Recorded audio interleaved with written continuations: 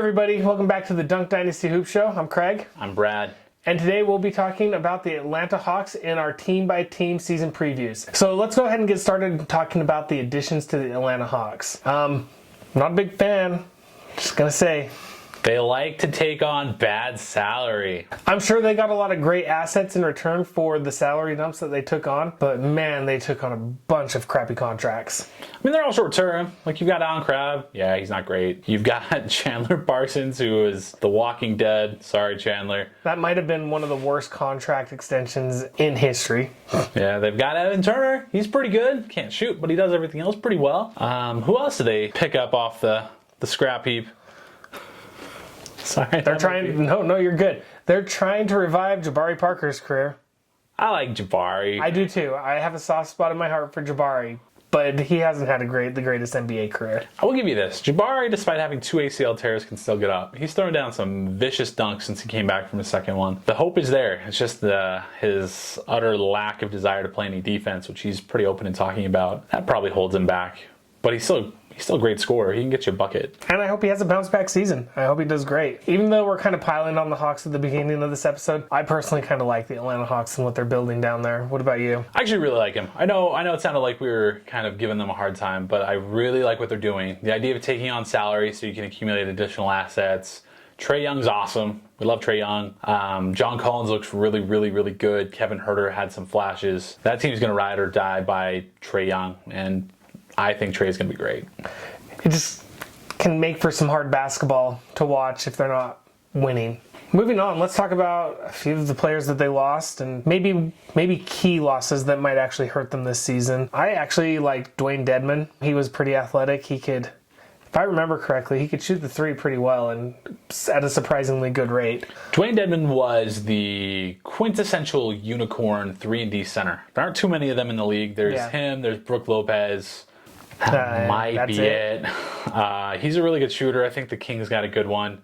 I get why the Hawks let him go. He's 30, or at least close to 30, and they're just wanting to usher in a youth movement. He's going to be past his prime when the Hawks hit their stride. Yeah. So I get it, but he's still a loss. Let's see. They also lost Kent Bazemore in the trade with Evan Turner. Kent Bazemore and Evan Turner are very different players. Kent Bazemore can shoot threes. He's probably a little overrated defensively, and Evan Turner can do everything but shoot. I honestly think that they got Evan Turner to play backup point guard. I think he's going to be their second unit point guard. But in regards to a team that is built around pace and space, so he doesn't necessarily fit the construct of their team. So it's kind of a questionable fit in my opinion. But he's a good player. It'll probably work as a backup point guard, right? And our last key departure that actually kind of surprised me was them trading away Taurean Prince. I actually really like Taurean Prince. He was drafted by the Utah Jazz and traded in a 3-way trade to Atlanta so that the Jazz could pick George Hill. And I kind of followed his career because of that. And I felt like he was a really good hustle player, 3-and-D kind of player. I felt like his ceiling was a Jay Crowder type player, but better. That's probably pretty fair. Taurean Prince, from everything I've heard and read and seen, I don't think Atlanta's front office was completely sold on him. Sold on the idea of the contract that they knew that they were going to hand out for him. And they seem to really like DeAndre Bembry, who's a pretty gritty defender, a little bit more. Maybe because he's a little cheaper, maybe because he plays a little bit better within the offense and he's just such a nasty defender. But yeah, I'm with you. Taurean Prince seems like they sold a little low on him. Maybe he just didn't fit their timeline. I mean, he's still young, but he was 4 years into his contract, and the rest of their team is on rookie contracts or second-year contracts. Yeah. The rest of the core of their team, I should say. But yeah, I mean, John Collins is 21 or 22. Trae Young is 20. Huerter's 20. I actually kind of think low-key that Amari Spellman's kind of a loss for them. He's got new age 2020 Sam Perkins written all over him. And in the draft, the Hawks made 2 picks. They drafted Cam Reddish out of Duke, and earlier they got DeAndre Hunter. I really like the DeAndre Hunter pick. I think he really fits their team. DeAndre Hunter might not have a great upside. I mean, he's probably a pretty quintessential 3-and-D guy. He's not overly athletic. He's not an incredible shooter. He's not a playmaker. But what he is he is solid, and he's a guy who's going to play in the league for 15 years. Yeah. And if you're thinking of guys you want to put around Trae Young, who are you going to want? You're going to want guys who can knock down an open shot and who can defend like crazy. So I really, really, really like him. And I know you like Cam Reddish. I did. I think he's more of a question mark now than anything, but that might just be playing beside Zion Williamson at Duke. Like, he got all the attention, he got all the plays, he got everything, and then to top that off, he had to play third fiddle to RJ Barrett, like he was their second player. So Cam Reddish was projected to be top 4 in the draft, and he slid down to 10. Now, is there a reason he slid down to 10, or is he going to end up being a steal for the Hawks?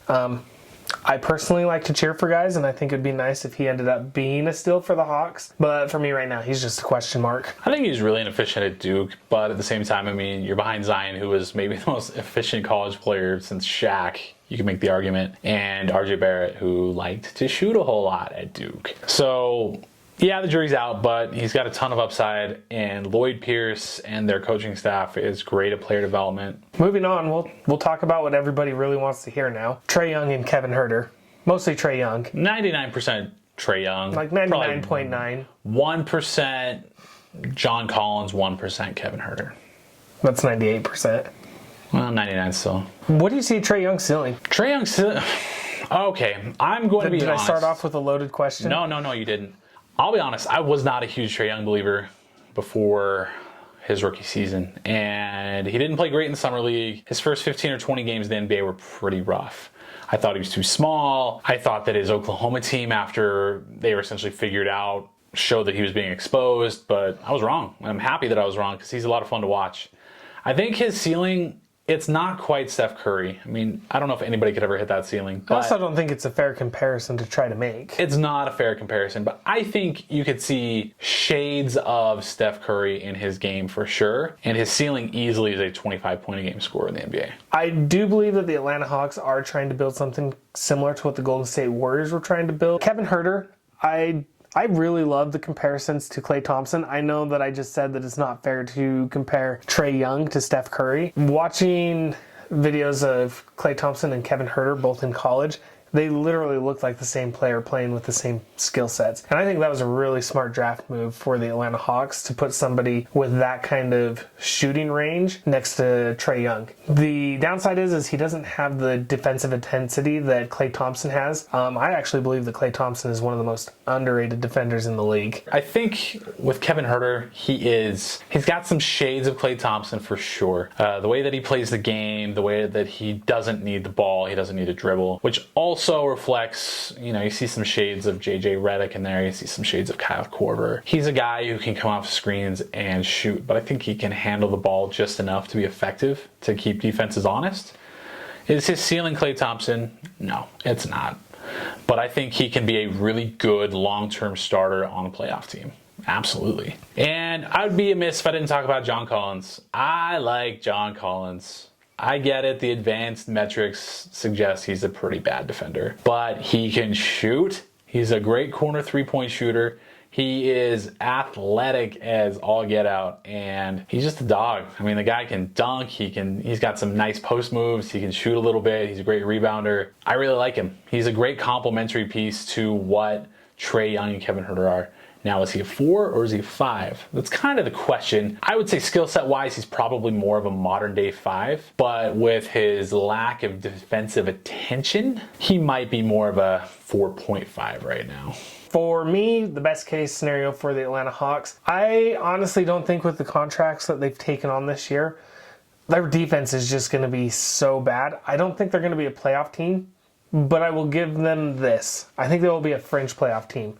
If things in the season swing their way and some of the teams above them start to underperform, I could see them sneaking into the 8th spot. But that's a very, very best case scenario for me. My best case scenario for the Hawks is I'm probably going to go on a personal player level and say that Trae Young is an all-star. His numbers after those first 20 games last season were ridiculous.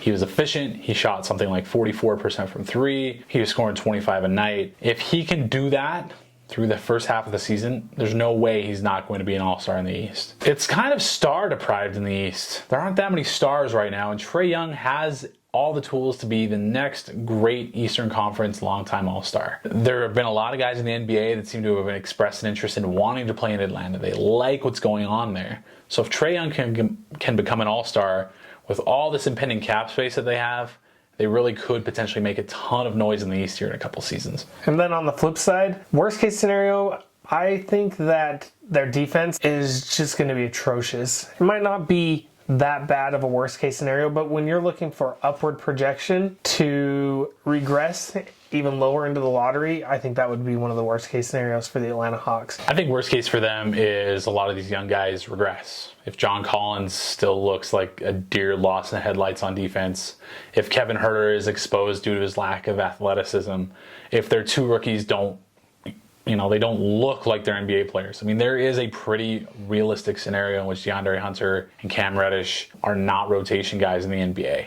Like, that easily could happen. If those things happen, that really sets them behind the 8 ball. Because I don't see a way in which Trae Young can fail. I think he's going to be fantastic. But what if they have nothing to put around him? And finally, my most likely scenario, I see incremental progression, probably 5 to 6 more games, which put them right around that 35-win range. And that's not a bad place to be when you're in the middle of a rebuild and when your team is this young. And honestly, that's not a bad place to be with the new lottery rules, because there's a really good chance you could be a top 4 pick. I mean, look at the Memphis Grizzlies. I'm with you. I think that their most likely scenario is probably 35 or 36 wins. The bottom of the East is going to be pretty atrocious this season, and there are some wins for the taking there. So could they exceed that by a few games? Sure. I think Trae Young is probably going to score about 24 points a game this season. Now, would you take the over or the under on that? I'd probably take the over. Just a little bit. Good call. I like it. And they'll be in a lot of games. They are going to win games that they maybe you wouldn't think that they'd win. All right, guys. Thank you for watching today. Please feel free to like the video. Give us some comments. Tell us how many points a game you think Trae Young's going to score. Subscribe. Hit the notification bell so that we alert you when new videos are dropped. And until next time, it's Dunk Dynasty.